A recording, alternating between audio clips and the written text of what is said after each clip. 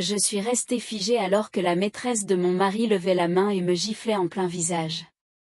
Là, dans le couloir du palais de justice. Tout le monde a eu un hoquet de surprise. Ma cruelle belle-mère, Isabelle, a ri. Mon mari, Lucas, a détourné le regard. Il pensait que je n'étais qu'une faible épouse, une croqueuse de diamants. Mais ce qui s'est passé ensuite? Personne ne l'avait vu venir. Quand je suis entrée dans cette salle d'audience et que je me suis assise sur le siège du juge, leurs visages sont devenus blêmes de choc.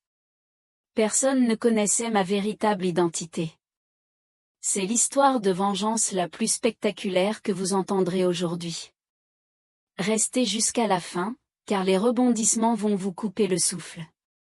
Si vous aimez les histoires de justice poignantes, explosez le bouton « J'aime » et abonnez-vous dès maintenant. Croyez-moi, vous ne voulez pas en manquer une seule seconde. Je m'appelle Camille, et cette histoire ne commence pas par une trahison, mais par de l'amour. Un amour vrai, pur et innocent. J'ai rencontré Lucas à l'université d'Aix-en-Provence, et dès l'instant où je l'ai vu dans la bibliothèque bondée de la faculté de droit, j'ai su que ma vie ne serait plus jamais la même. Il n'était pas comme les autres fils de bonne famille du campus qui étalaient leur argent et leurs privilèges. Lucas était différent. Il était gentil, humble, et avait cette magnifique façon de donner à chacun le sentiment d'être vu et apprécié. Nous sommes tombés amoureux lentement, comme les feuilles d'automne qui glissent vers le sol. Les longues nuits de révision se sont transformées en longues promenades sous les étoiles. Les cafés pris en terrasse se sont mués en rêves d'avenir. Il me tenait la main et me promettait que rien ne pourrait jamais nous séparer. Je l'ai cru. Mon Dieu, comme je l'ai cru. Ce que Lucas ne savait pas, ce que personne ne savait à l'exception de son défunt père, c'est que je n'étais pas juste une autre étudiante qui cherchait sa voie. Quand j'ai rencontré Lucas, j'avais déjà terminé mes études de droit. J'avais réussi le concours de la magistrature avec brio. J'étais une magistrate qualifiée, l'une des plus jeunes de la région à obtenir ce poste. Mais quand je suis tombée amoureuse de Lucas, j'ai fait un choix. J'ai décidé de mettre ma carrière en retrait, de cacher mon identité, pour n'être que sa femme. Je sais ce que vous pensez. Pourquoi une femme renoncerait-elle à un poste si prestigieux? La vérité, c'est que j'ai vu comment le monde traitait les femmes de pouvoir. J'ai vu comment les hommes se sentaient intimidés, comment les relations s'effondraient sous le poids de l'ambition et du succès. Je voulais que notre amour soit pur, sans complications. Alors, j'ai porté des vêtements simples, j'ai agi comme une femme au foyer, et j'ai laissé le monde penser que je n'étais que la jolie et discrète épouse de Lucas. Seul son père connaissait la vérité, et il avait promis de garder mon secret. Nous nous sommes mariés lors d'une petite cérémonie, contre la volonté de sa famille. Cela aurait dû être mon premier signal d'alarme.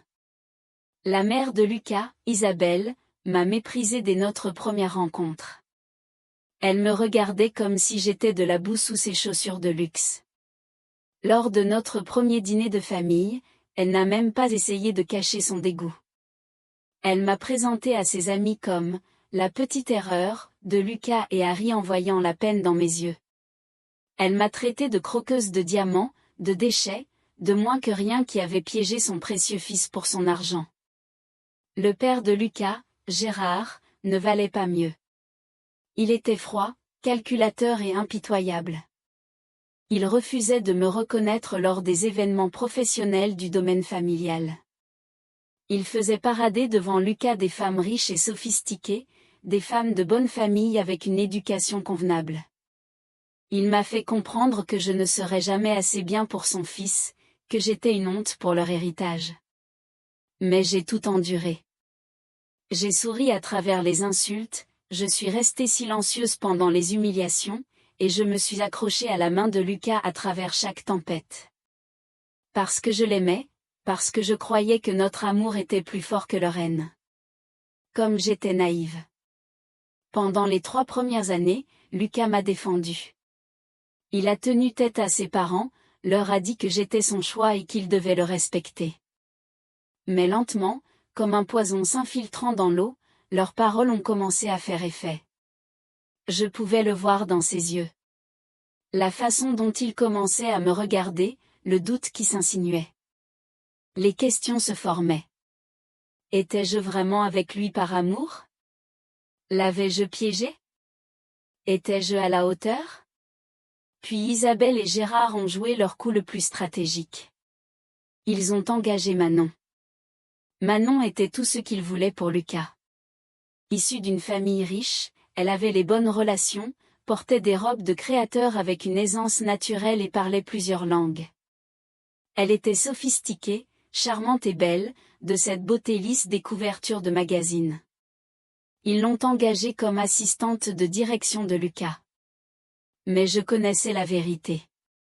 Elle était destinée à me remplacer. Isabelle n'a même pas essayé de cacher ses intentions. Elle invitait Manon au dîner de famille et l'asseyait à côté de Lucas. Elle la couvrait d'éloges devant moi, me demandant sans cesse pourquoi je ne pouvais pas être plus comme elle, plus raffinée, plus digne. Gérard organisait des voyages d'affaires qui obligeaient Lucas et Manon à voyager ensemble, trouvant toujours des excuses pour que je ne puisse pas les accompagner. J'ai vu mon mariage se détériorer jour après jour. Lucas est devenu distant. Il a cessé de rentrer tôt à la maison. Il a cessé de me regarder comme il le faisait avant, avec cette chaleur et cette tendresse qui m'avaient autrefois donné le sentiment d'être la personne la plus importante à ses yeux. J'ai tout essayé pour nous sauver. Je lui préparais ses plats préférés, j'organisais des soirées romantiques, j'essayais de lui parler de ce qui se passait, mais c'était comme vouloir retenir de l'eau dans ses mains. Il m'échappait, et je ne pouvais rien y faire. Puis vint la nuit qui a tout fait voler en éclats. Je suis allée au domaine familial pour faire une surprise à Lucas pour son anniversaire. J'ai traversé le grand hall d'entrée, portant une tarte tatin que j'avais passé des heures à préparer, et là, dans le bureau, je les ai vus. Lucas avait Manon plaquée contre la bibliothèque, l'embrassant avec une passion que je n'avais pas vue depuis des mois. Mes mains se sont engourdies. La tarte s'est écrasée sur le sol. Mais ce qui m'a brisé, ce n'était pas seulement de les voir ensemble. C'était le visage que j'ai vu dans le reflet de la fenêtre. Isabelle se tenait dans l'encadrement de la porte derrière moi, observant toute la scène avec un sourire suffisant. Ce n'était pas un accident. C'était orchestré.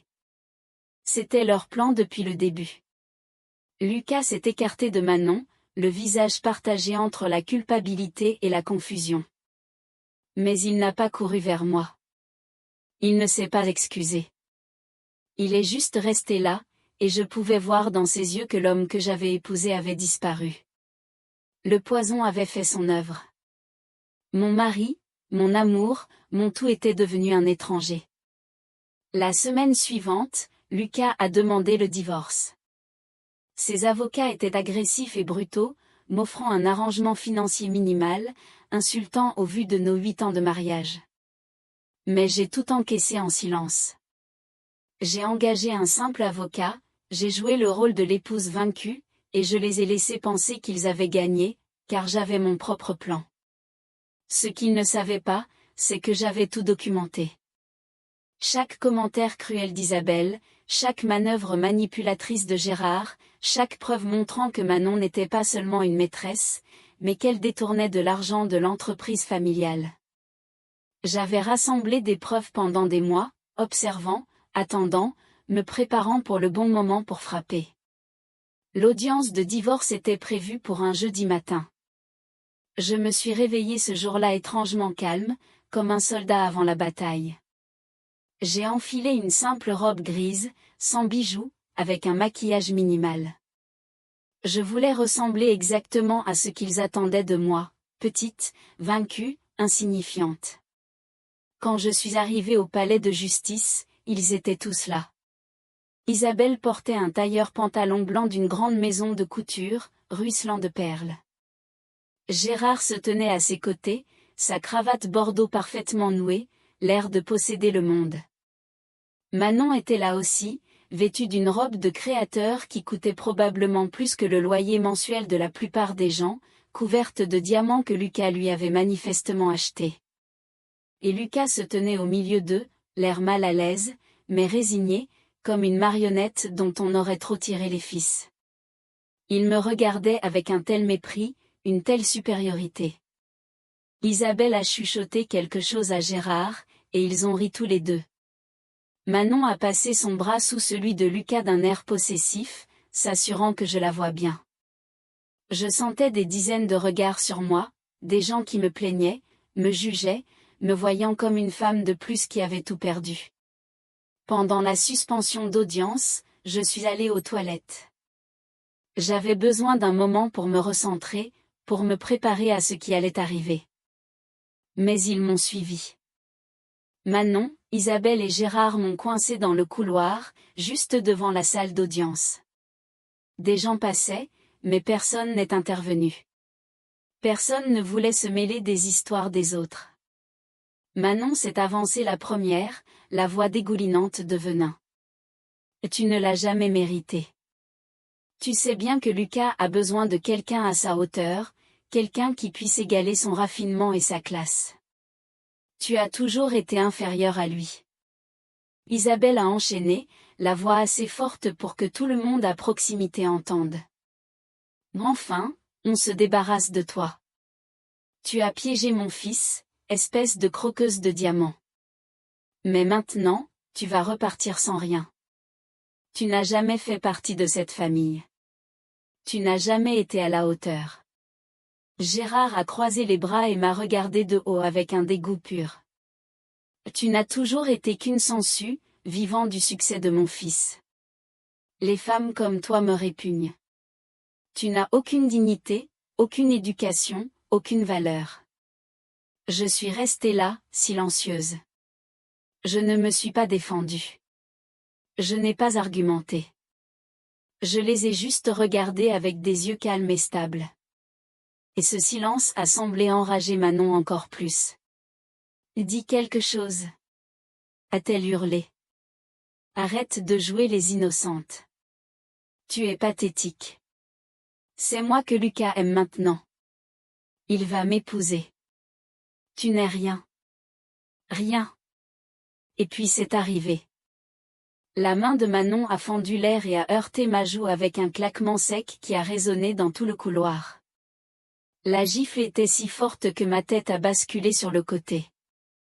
La douleur a explosé sur mon visage. Je pouvais sentir le goût du sang là où je m'étais mordu la lèvre. Le couloir est devenu complètement silencieux. Tout le monde s'est figé. Les caméras de sécurité au-dessus de nous ont tout enregistré. Et savez-vous ce que Lucas a fait? Il a détourné le visage. L'homme qui avait un jour promis de me protéger, qui avait juré d'être à mes côtés contre vent et marée, a détourné le regard pendant qu'une autre femme me frappait en public. Mais Isabelle a ri.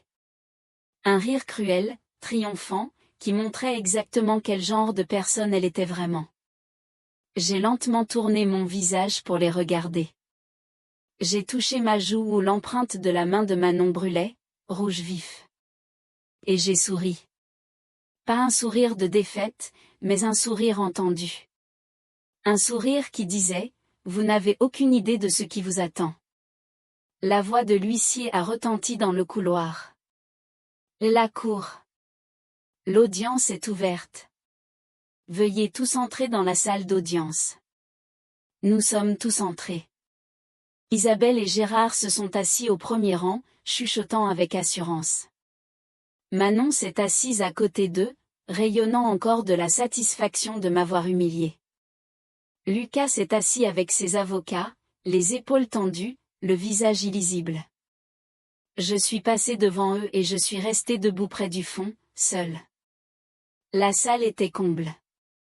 C'était un divorce très médiatisé impliquant une grande famille de vignerons, alors naturellement, les gens étaient intéressés. Des journalistes avaient ce mot eu vent de l'affaire. Tout le monde attendait de voir l'humble épouse tout perdre. L'huissier a appelé de nouveau, la cour. Tout le monde s'est levé. L'estrade du juge était vide. La porte menant au bureau du juge restait fermée. Les gens ont commencé à murmurer, confus. Les avocats se sont regardés, incertains. Les minutes ont passé. La tension dans la salle a augmenté. Puis la porte du bureau s'est ouverte. Je suis sorti. J'ai longé les bancs du public, dépassé les avocats de Lucas, dépassé sa famille sous le choc. Ma simple robe grise avait été remplacée par la robe noire officielle de magistrate. Mes cheveux étaient tirés en arrière de manière professionnelle. Je me déplaçais avec l'autorité et la dignité de quelqu'un qui avait passé une décennie au service de la justice. J'ai gravi les marches jusqu'à l'estrade. Je me suis assise dans le siège du juge, et j'ai regardé la salle d'audience, remplie de gens dont les visages étaient devenus complètement blêmes de choc. Le silence était assourdissant. On aurait pu entendre une mouche voler. La bouche de Lucas pendait, ses yeux écarquillés d'incrédulité. Manon avait l'air d'avoir vu un fantôme, son visage vidé de toute couleur. Gérard a agrippé la coudoir de son siège, ses jointures blanchissant. Et Isabelle ? Isabelle a trébuché en arrière sur son siège, la main sur sa poitrine. J'ai laissé le silence s'installer un long moment. Puis j'ai parlé, ma voix calme, claire et puissante. L'audience est ouverte. Je suis Madame la juge Camille Lambert et j'ai présidé le tribunal aux affaires familiales de ce ressort pendant 10 ans. Ce fut un tollé général. Isabelle s'est levée d'un bond. C'est impossible. C'est illégal. Elle ne peut pas faire ça, il y a conflit d'intérêts. Que quelqu'un l'arrête. J'ai calmement levé la main et mon huissier s'est avancé. Madame Dubois, vous allez vous asseoir et garder le silence, ou vous serez expulsée de cette salle pour outrage à la cour. Elle s'est rassise, tremblante de rage et d'incrédulité. Lucas a finalement retrouvé sa voix. Camille, tu es juge ? Tu as été juge pendant tout ce temps ? Je ne comprends pas. Je l'ai regardé, et pour la première fois depuis des mois, je l'ai laissé voir la vraie moi. La femme forte et puissante que j'avais cachée si longtemps. Et oui, Lucas. Je suis magistrate depuis 10 ans. J'ai terminé mes études avant notre rencontre, j'ai réussi le concours de la magistrature parmi les premiers de ma promotion et j'ai été nommée à l'âge de 28 ans. Ton père le savait. Il était le seul à le savoir, car je lui avais demandé de garder mon secret. Mais pourquoi ? La voix de Lucas s'est brisée. Pourquoi cacher ça ? Parce que je t'aimais, ai-je dit simplement. Je voulais que notre mariage ne concerne que nous, pas le pouvoir, le statut ou qui gagnait le plus d'argent. Je voulais que tu m'aimes pour moi, pas parce que j'avais une carrière impressionnante. J'ai pris une mise en disponibilité de la magistrature pour être ta femme. J'ai sacrifié ma carrière, mon identité, tout ce pourquoi j'avais travaillé, parce que je croyais en notre amour. Des larmes coulaient maintenant sur le visage de Lucas. La prise de conscience de ce qu'il avait gâché se lisait sur tout son visage. J'ai continué, la voix plus forte, cependant, je tiens à clarifier une chose. Je ne présiderai pas cette affaire de divorce. Ce serait en effet un conflit d'intérêts. La juge Geneviève Martin se chargera de la procédure. Mais je suis ici aujourd'hui en ma qualité de magistrate, car d'autres questions doivent être abordées. J'ai fait un signe de tête à mon huissier et il a commencé à distribuer des documents à tout le monde dans la salle. Pendant que vous étiez tous si occupés à me détruire, à m'humilier et à me traiter comme si je n'étais rien, je faisais ce que les juges font le mieux. Je rassemblais des preuves. Le visage d'Isabelle est passé du rouge au pâle en regardant les documents. Madame Dubois, ces documents montrent que vous avez fabriqué des photographies prétendant que j'avais une liaison. Vous avez engagé quelqu'un pour retoucher des photos de moi avec un collègue de la faculté de droit pour faire croire que je trompais votre fils. Vous l'avez admis dans une conversation avec Gérard qui a été enregistrée à votre propre domicile. J'ai lancé l'enregistrement audio. La voix d'Isabelle s'est fait entendre, cristalline. Une fois qu'on lui montrera ces fausses photos, il commencera à douter d'elle. Ensuite, on fait entrer Manon en scène et elle aura disparu d'ici 1 an. La voix de Gérard a répondu, « Bien. Nous aurons enfin le contrôle sur lui et sur l'entreprise à nouveau. » Un murmure de stupeur a parcouru la salle. La tête de Lucas est tombée dans ses mains. « Monsieur Dubois, ai-je poursuivi, vous avez menacé votre fils à plusieurs reprises, lui disant que vous le retireriez de la direction de l'entreprise et lui couperiez les vivres s'il ne divorçait pas de moi. Vous avez manipulé des accords commerciaux pour me faire passer pour une idiote à ses yeux. Vous avez systématiquement détruit notre mariage pour votre propre profit. D'autres enregistrements ont été diffusés, d'autres preuves accablantes. » Gérard s'est affaissé sur son siège, se sachant fini. Puis j'ai tourné mon attention vers Manon, qui tremblait maintenant. « Mademoiselle Fournier, vous n'aviez pas seulement une liaison avec un homme marié. Vous détourniez de l'argent de l'entreprise de Lucas. Au cours des 2 dernières années, vous avez volé près de 3 millions d'euros par le biais de faux comptes de fournisseurs et de notes de frais falsifiées. Vous n'en aviez pas seulement après le cœur de Lucas. Vous en aviez après son argent. » Le visage de Manon s'est décomposé. « Non, non, ce n'est pas. Je l'aimais. Je l'aimais vraiment. » J'ai lancé un dernier enregistrement. La voix de Manon, parlant à Isabelle. « Je n'aime pas Lucas. Vous plaisantez? Mais sa fortune pèse des milliards. Et une fois que je serai sa femme, j'aurai accès à tout. On partage en 3, comme prévu. » Lucas a levé les yeux vers Manon avec une telle trahison, une telle douleur. Tout ce qu'il croyait savoir n'était qu'un mensonge. Et enfin, j'ai dit, en regardant Manon droit dans les yeux, il y a l'affaire de ce qui s'est passé il y a 30 minutes dans le couloir. Vous m'avez agressé physiquement dans un palais de justice, devant des témoins, et la scène a été filmée par les caméras de sécurité. Cela s'appelle des coups et blessures volontaires, et c'est arrivé dans un bâtiment public. Les images de vidéosurveillance ont été diffusées sur les écrans de la salle d'audience. Tout le monde a vu Manon me gifler, Isabelle rire, et Lucas détourner le regard. Je me suis levée de mon siège et j'ai quitté l'estrade.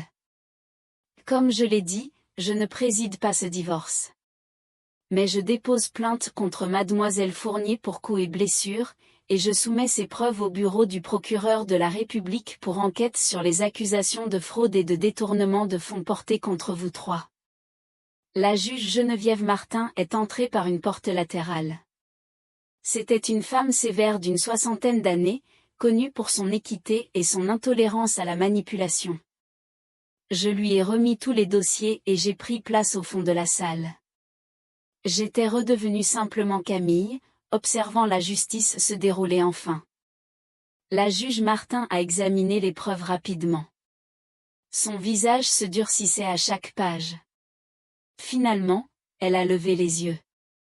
Sur la base des preuves présentées, la Cour estime que Madame Lambert a été victime d'abus systématiques, de manipulation et de violence. Le divorce sera prononcé, mais les termes de l'accord sont par la présente révisés. Madame Lambert se voit attribuer 70% de tous les biens matrimoniaux, y compris les propriétés, les investissements et les parts de l'entreprise.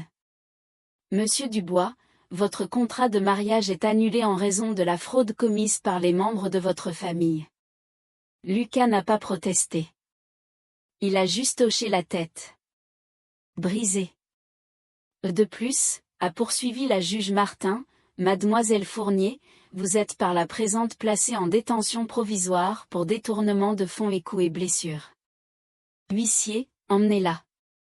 Manon a hurlé alors que les huissiers s'approchaient d'elle. Lucas, Lucas, aide-moi. Dis-leur que ce n'est pas vrai. Tu m'aimes, tu te souviens? Tu as dit que tu m'aimais. Lucas ne l'a même pas regardé. Monsieur Dubois et Madame Dubois, vous faites tous les deux l'objet d'une enquête pour association de malfaiteurs en vue de commettre une fraude. Des mesures d'éloignement sont prononcées à votre encontre, vous interdisant de contacter Madame Lambert. L'audience est levée. Le marteau a frappé et c'était terminé. Isabelle a été escortée dehors, hurlant qu'elle prendrait des avocats et obtiendrait justice. Gérard a suivi en silence, son empire s'effondrant autour de lui. Manon a été emmenée, menottée, pleurant et criant toujours. Les journalistes se sont précipités pour écrire leurs articles. Les spectateurs chuchotaient et dévisageaient Lucas, assis seul dans la salle qui se vidait. J'ai rassemblé mes affaires et je me suis préparé à partir, mais il s'est levé et s'est dirigé vers moi. Son visage était dévasté, des larmes coulant sur ses joues. Camille, je ne sais même pas quoi dire. Qu'est-ce que j'ai fait? J'ai regardé l'homme que j'avais autrefois aimé plus que tout au monde. Tu as choisi de croire à leur poison plutôt que d'avoir confiance en notre amour. Tu as regardé une autre femme me gifler et tu n'as rien fait. Tu as jeté 8 années à la poubelle pour des gens qui ne voulaient que se servir de toi. Je sais, a-t-il murmuré. J'ai été faible. J'ai été stupide. Ils se sont insinués dans ma tête et je les ai laissés faire. Mais je t'aimais. Je t'aime toujours. S'il te plaît, n'y a-t-il aucun moyen? Non, ai-je dit fermement. L'homme que j'aimais n'aurait jamais laissé les choses aller aussi loin. Cet homme est mort le jour où tu as décidé que l'opinion des autres comptait plus que notre mariage. J'ai tout abandonné pour toi, Lucas. Ma carrière, mon identité, mon pouvoir, et toi, tu m'as abandonné pour rien. Je suis tellement désolé, sanglota-t-il. Tellement, tellement désolé. Je sais que tu le es, dis-je doucement. Mais être désolé ne répare pas les dégâts. Être désolé n'efface pas l'humiliation. Être désolé ne ramène pas la femme qui croyait aux contes de fées et au grand amour. Je me suis dirigé vers la porte, mes talons résonnant dans la salle d'audience vide. Camille, appela-t-il derrière moi. S'il te plaît, dis-moi ce que je peux faire. Dis-moi comment réparer ça. Je me suis arrêtée sur le seuil et je l'ai regardé une dernière fois. Tu peux me laisser partir. Tu peux me laisser être la personne que j'ai toujours été destinée à être. Et tu peux apprendre que l'amour sans respect n'est rien du tout. Puis j'ai quitté ce palais de justice la tête haute, laissant derrière moi les cendres de celle que j'étais. 6 mois ont passé depuis ce jour. J'ai repris mes fonctions de magistrate à plein temps, et je ne me suis jamais sentie aussi vivante, aussi moi-même, aussi puissante. Je suis spécialisée dans les affaires familiales, protégeant les femmes et les enfants du genre exact de manipulation et d'abus que j'ai enduré. Mon histoire est devenue virale, la juge qui a caché son identité par amour et la reconquise par la justice. On m'a invité à prendre la parole dans des facultés de droit, des conférences pour les femmes et des groupes de défense de leurs droits. Lucas a tout perdu. Son domaine viticole a subi des pertes massives lorsque l'enquête pour fraude a révélé des années de mauvaise gestion par ses parents. Manon purge une peine de 5 ans de prison pour détournement de fonds. Isabelle et Gérard font face à de multiples accusations pénales et ont été mis au ban de leur cercle social. Leur empire de cruauté s'est effondré. Lucas a essayé de me contacter plusieurs fois. Des lettres, des fleurs, des messages par des amis communs. Chaque fois, je les ai renvoyés sans les ouvrir. Certains ponts, une fois brûlés, ne peuvent être reconstruits. Je ne mentirai pas en disant que je ne pense pas à lui. Parfois, ça m'arrive. Je pense au garçon que j'ai rencontré dans cette bibliothèque de la faculté de droit. Celui avec des yeux doux et des mains tendres. Mais ce garçon a disparu, remplacé par un homme qui a appris la plus dure leçon de sa vie trop tard. Les gens me demandent si je regrette d'avoir caché ma carrière, si je regrette de l'avoir aimé si complètement. La vérité? Je ne regrette pas l'amour. Je regrette qu'il n'ait pas été assez fort pour le protéger. Mais je ne regrette pas le voyage, car il m'a ramené à moi-même. Cette gifle que Manon m'a donnée dans le couloir du palais de justice. C'était l'électrochoc dont j'avais besoin sans le savoir. C'était la poussée finale qui m'a forcé à arrêter de me cacher, à cesser de me faire plus petite pour des gens qui n'apprécieraient jamais le sacrifice. Cette gifle a été le début de la reconquête de chaque parcelle de moi-même que j'avais abandonnée. Je suis la juge Camille Lambert. Je suis puissante. Je suis respectée. Je suis entière. Et plus jamais je ne cacherai qui je suis, pour personne. Ils me croyaient faible. Ils pensaient que je n'étais rien. Mais c'est moi qui ai toujours tenu le marteau.